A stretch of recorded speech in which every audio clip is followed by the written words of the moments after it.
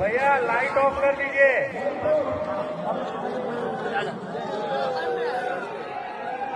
बोलो बोलो बजरंग बली की। 7, 6, 5, 4, 3, 2, 1।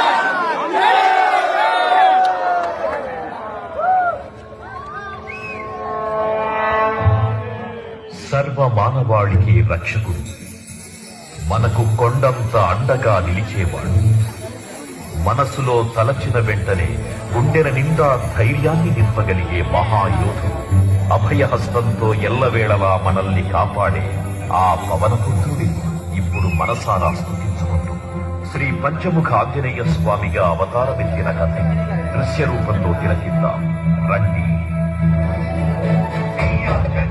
ప్రసన్నాంజనేయం